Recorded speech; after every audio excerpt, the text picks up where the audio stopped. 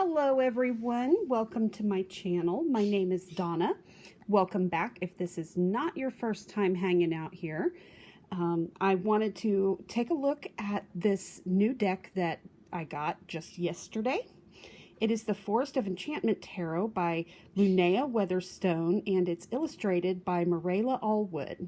This deck is absolutely gorgeous. It has far exceeded my expectations. So I'm going to go ahead and open up the box. This is put out by Llewellyn, so if you're familiar with Llewellyn, you know what these boxes are like, and probably what the cardstock's going to be like. It comes with, of course, a gorgeous guidebook, and it is fully illustrated. This guidebook is in color. It is very detailed. It's very important to,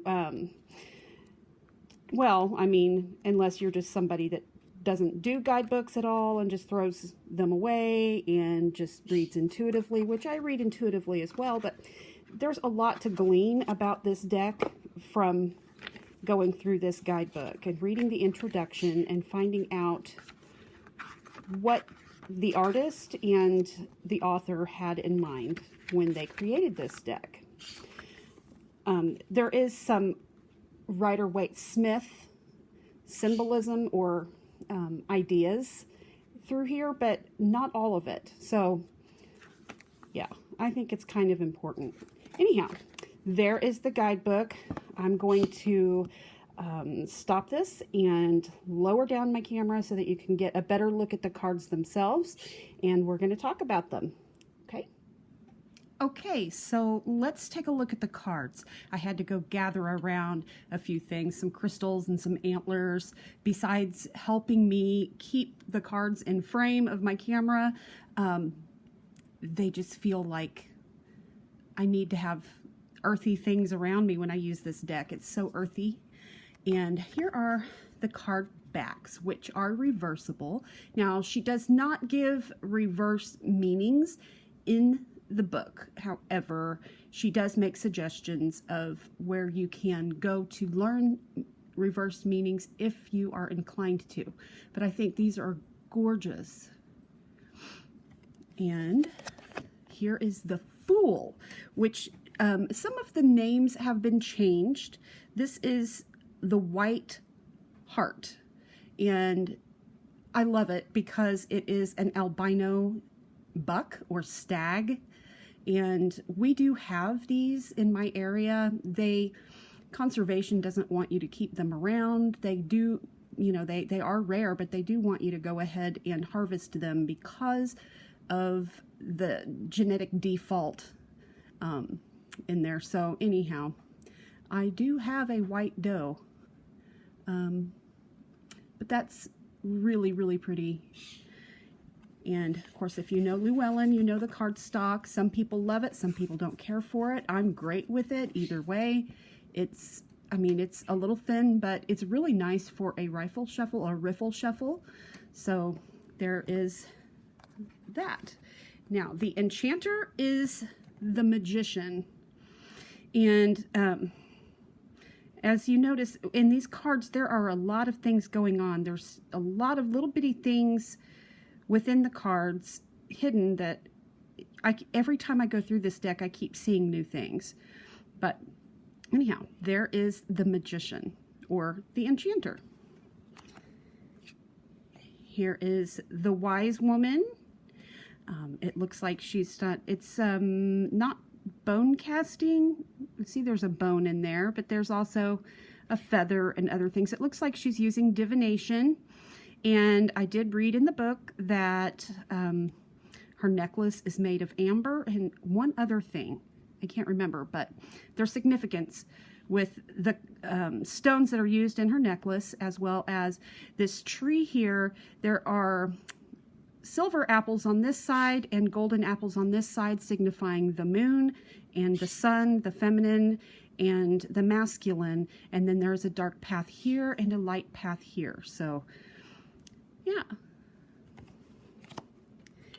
This is the Green Mother or the Empress. And she has, you know, all of these beautiful creatures running around. There's even a bird up here in this tree feeding its young. Yeah.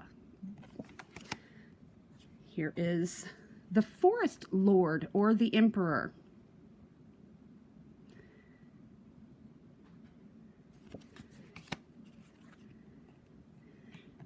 The oldest one, which would be the Hierophant in normal tarot. Now there's an owl up here. There's a bird down here. There's just a lot of things that jump out. And as I've said, I need to read more in the book and find out what some of these things mean. The Lovers. I love this. This is just wonderful.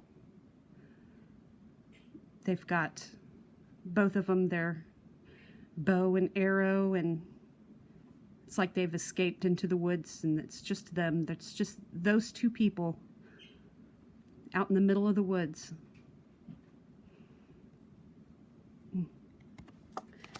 And here is the Fairy Wind, which would be the Chariot.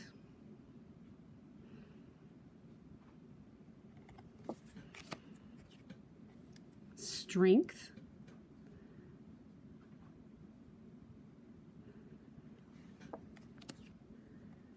The Hermit. He's got lots of little things in here. His little port and his glass and all of his books and his little den. The Enchanter's Wheel, which is the Wheel of Fortune.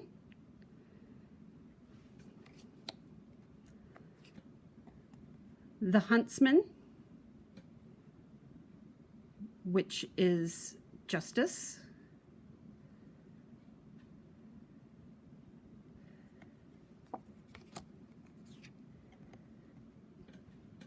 Suspension, which is the Hanged Man. You see this guy's here in this, he's in amber in this tree. There's even a dragonfly in here that kind of signifies metamorphosis or change. Yeah, he's just suspended like that. Almost looks like a fetus in a womb, you know.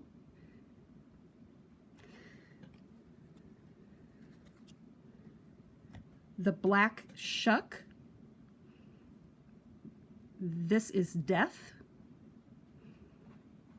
And I noticed down here in this corner, there's a hand that looks like, you know, maybe a corpse laying there or something.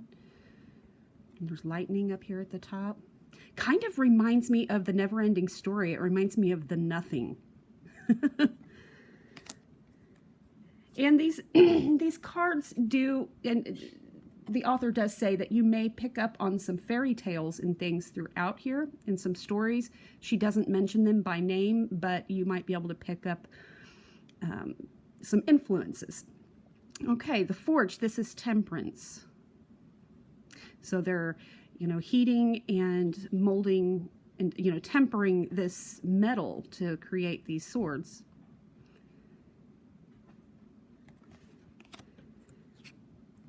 The Devil is the Liar.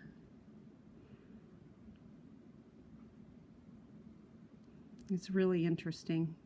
There's a snake coming up his staff.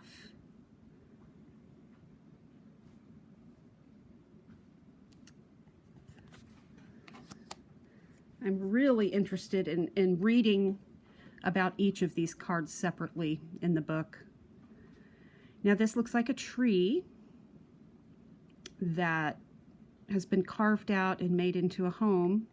Now it's coming down. It looks like these birds are flying out of it. So there's obviously a story there. And I apologize. I could have read the book and I could have had the story and all of that and told all of you, but you know, I just wanted to get this out there. I wanted to share this deck with everyone. Here is Starlight. Well, obviously, I don't think I said. The Folly is the Tower. I think that's you know, obvious, but maybe not to everyone. So Starlight is the Star card.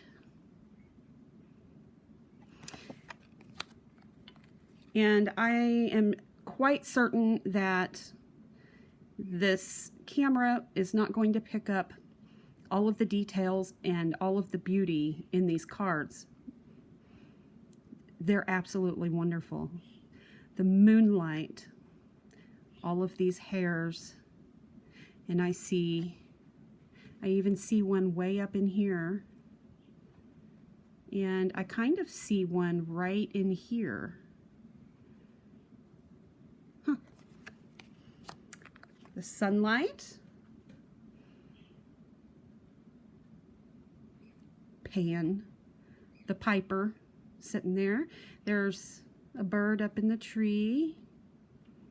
Now I do know that even the trees and the foliage that she uses in this deck have, you know, significance. They're symbolic of important things, and I can't remember what all of them are, but yeah, that's why it's important to have the book and read it.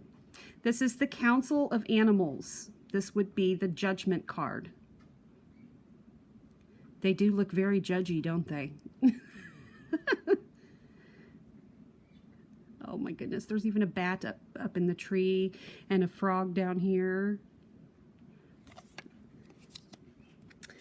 The Wide World, obviously the World card. Gorgeous. And off in the distance here are standing stones.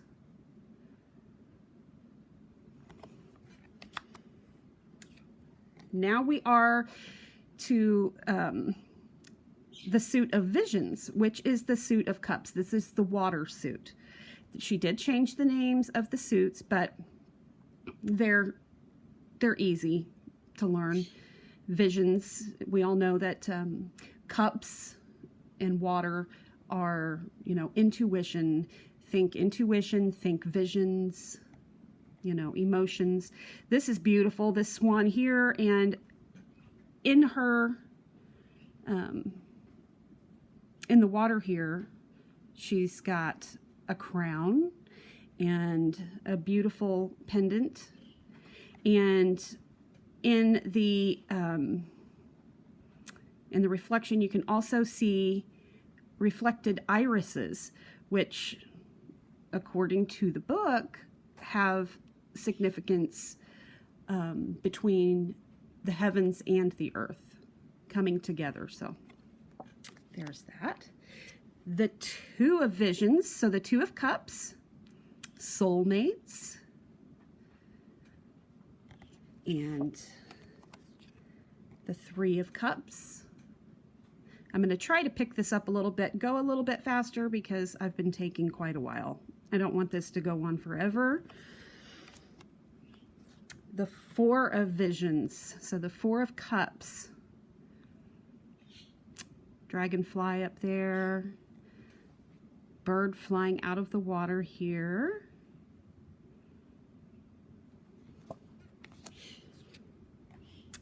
The Five of Cups, Five of Visions.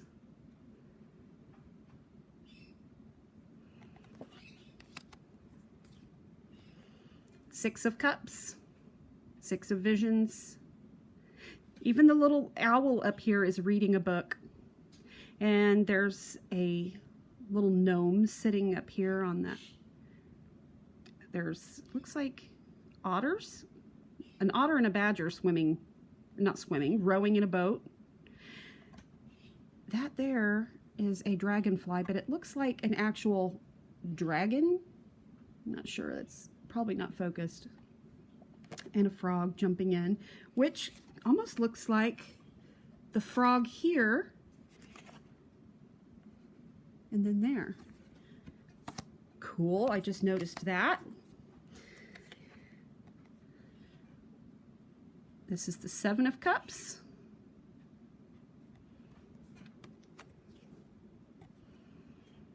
Eight of Cups.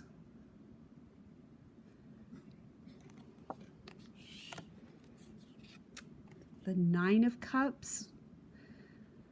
And, oh yeah, so that's a wishing well. And someone has thrown a coin in to make a wish. The 10.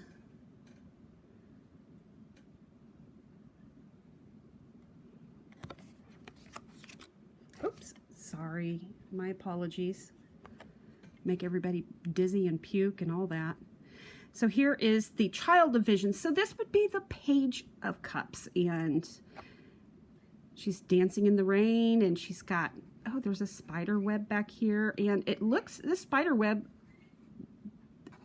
the way this looks here, it almost looks like it goes into a spiral, kind of like a snail shell, or if you're familiar with the Fibonacci sequence, I see that, you know, the golden ratio. The Seeker is the Knight. So this is the Knight of Cups, and I get mega Knight of Cups feels off of this Seeker of Visions card. Of course, the romantic dude has a harp. The Weaver is the Queen. So the Weaver of Visions, Queen of Cups. Is it just me? I'm just noticing this. It almost looks like she has fins. It's kind of like she's a little bit of a mermaid. Not really, but looks like she has fins on her back, and I just noticed that. Huh, okay. The Keeper of Visions would be the King of Cups.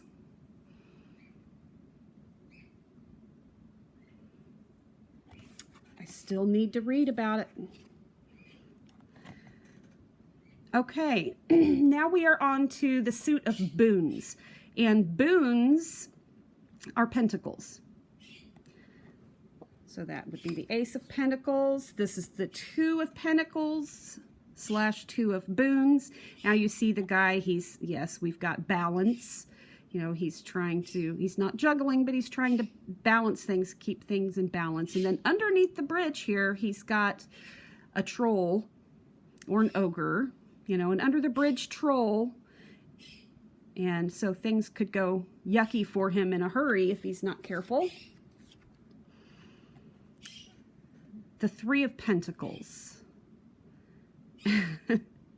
I just love the characters in this deck. All the faces are great. And then, of course, we've got a raven here.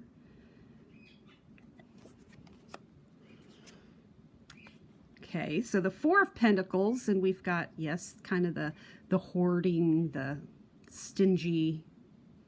There's all these pies here. Now she's got one she's walking away with, and this one's giving her the stink eye. But look underneath the table. There's this kid down there, and he's just gnawing away on one unnoticed.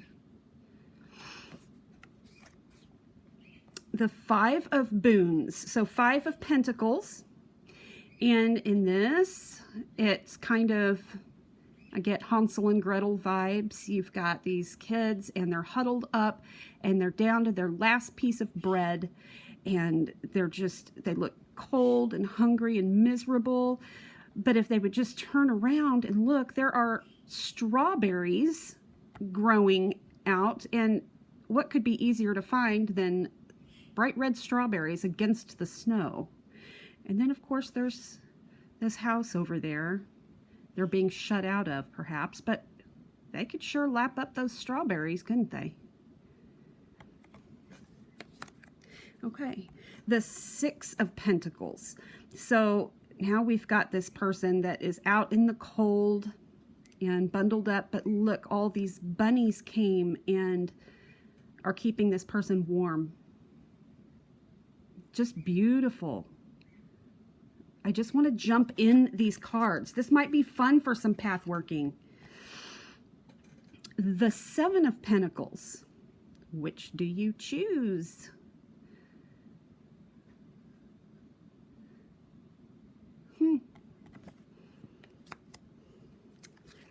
Okay. The Eight of Pentacles, which are boons. Looks like she's making some yarn. There's a little bird up here with a nest.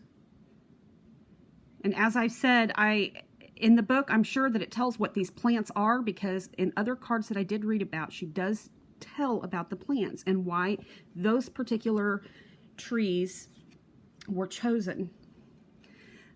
The Nine of Pentacles, Nine of Boons.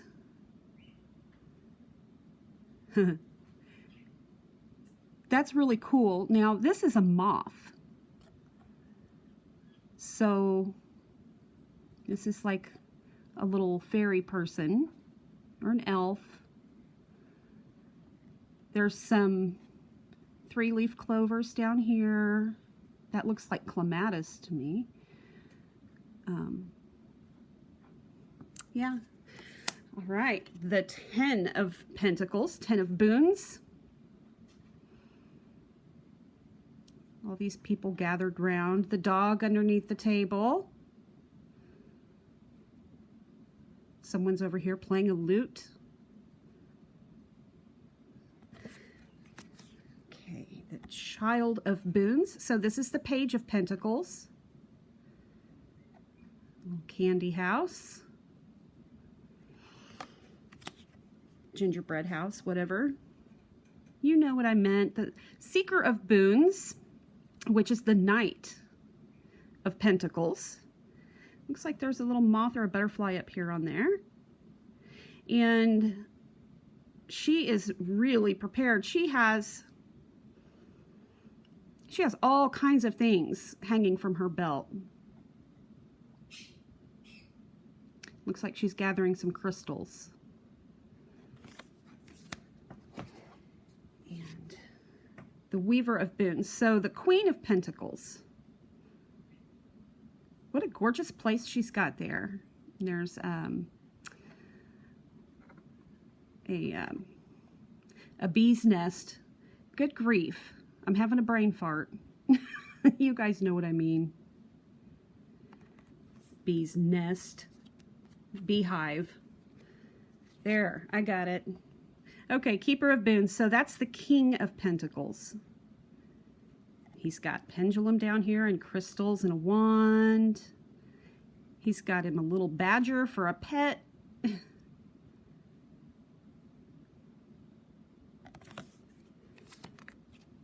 I can't quit looking at these cards. The Ace of Spells. So now we are in the spells suit. So this is the Ace of Wands.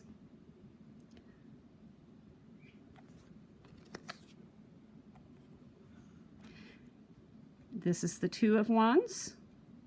So he's divining something. He's using, I think they're called oghams. And these particular ones I did read about are made out of yew, because yew is supposed to be something that is a really good wood for working with divination. Okay, so the Three of Spells, Three of Wands, and these are walnuts, and she's put beeswax in them and lit them, and she set them out.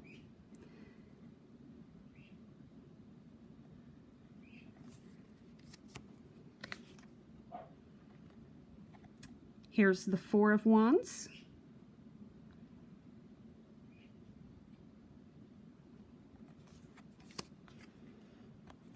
The Five of Wands.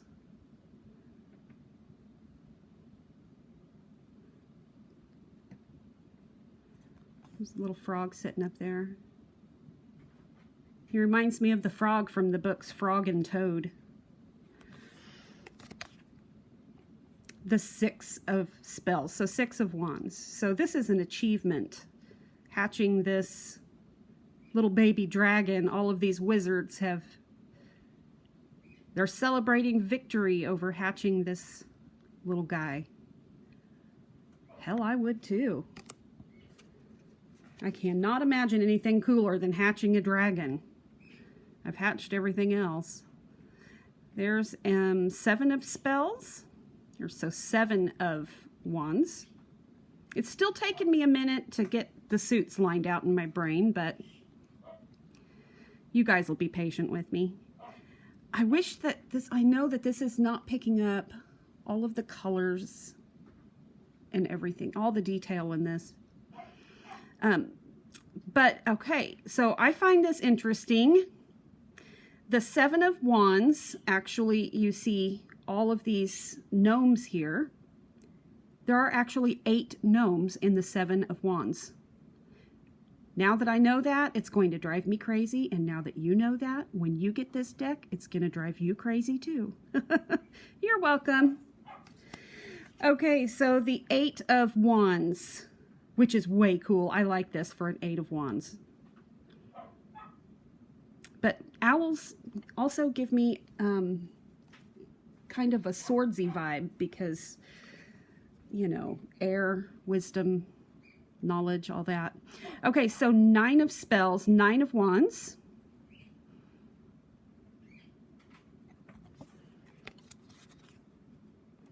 Ten of wands.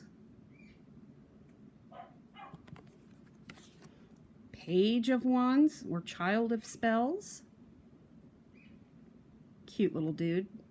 Reminds me of my Ethan when he was little and his curly hair. Seeker of spells. So Seeker of wands is, Seeker of spells is the Knight of wands. I will get there, I promise. That's really pretty. The Weaver of spells, the Queen of wands.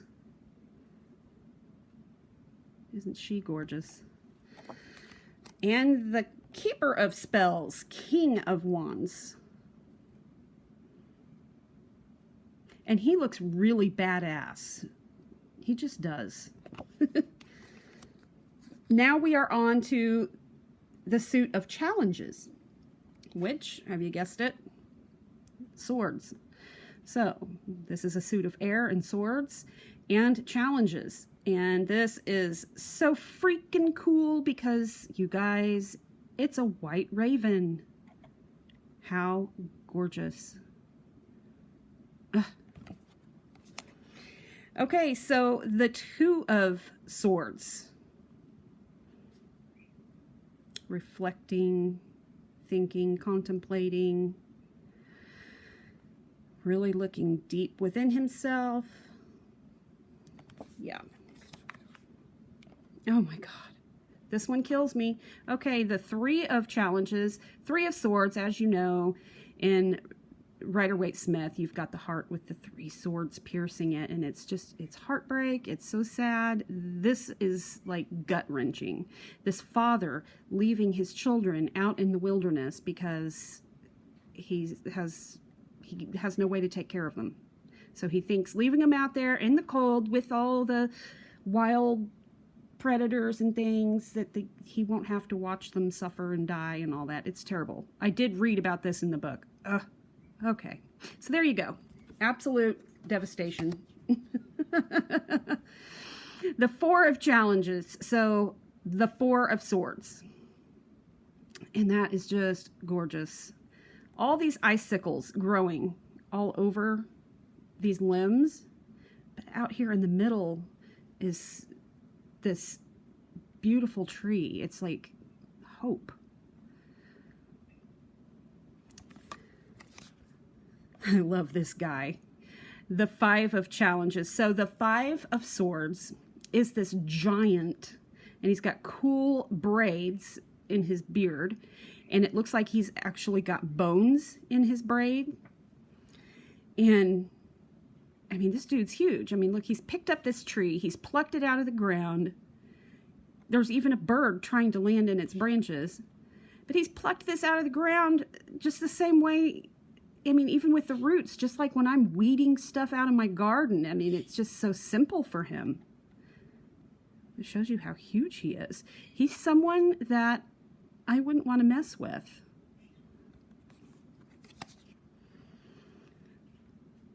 The Six of Swords, Six of Challenges. She's just going to have to sit up there and wait it out because she's got all of these wolves down below her. She looks pretty concerned about it, and she should be. The Seven of Challenges. So this is the Seven of Swords.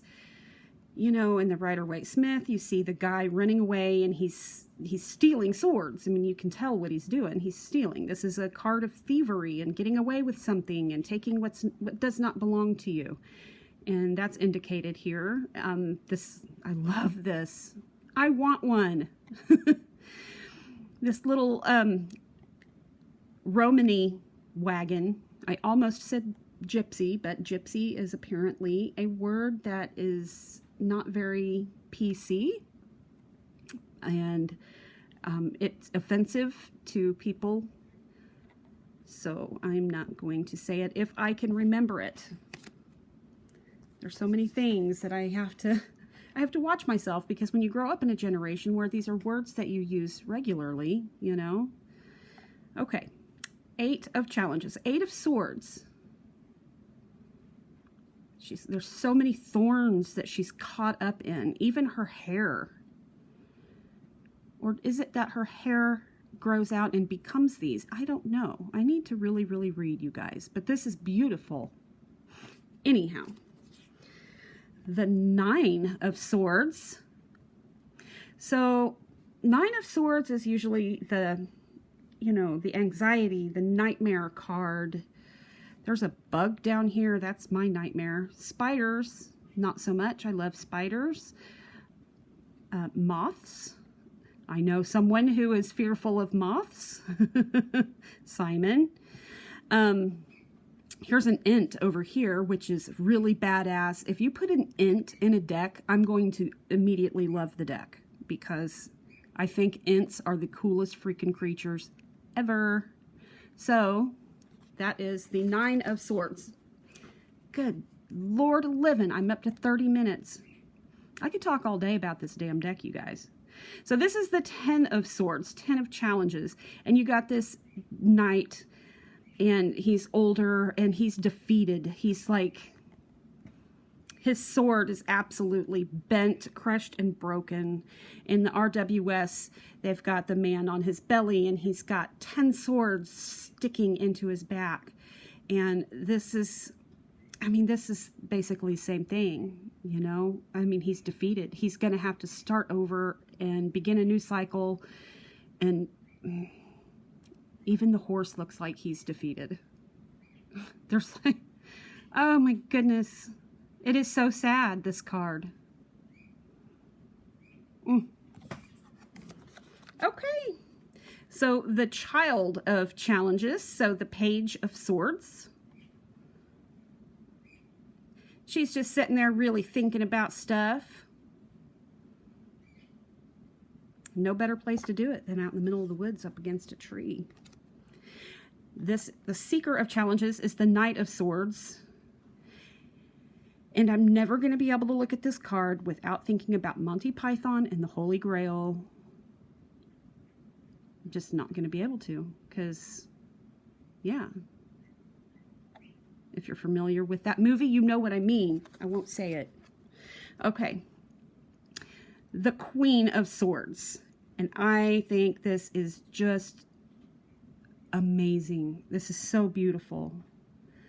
Look at all of these roses that are blooming outside of these, you know, this thorny stuff. Of course, you know, rose bushes have thorns. Hello. Wake up, Donna. Seriously. But look, she's sitting there holding this white raven that you see in the Ace of Swords or Ace of Challenges. I just think she's beautiful. And it reminds me of the Snow Queen from The Lion, the Witch, and the Wardrobe. So there's that. And finally, the Keeper of Challenges, which would be the King of Swords. And I just love his little throne up here in, you know, in this tree. And his staff with a skull on it, a bird skull. I just think it's beautiful. So yeah, so that is this beautiful deck that now that I have done a video on it, I can go through these cards and sage them and consecrate them and begin to use them. I want to do a deck interview with them and get to know them. I really, really recommend this deck. Seriously, far exceeds my expectations. It's beautiful. Just do it. Just do it. For real. You're welcome. You'll thank me later.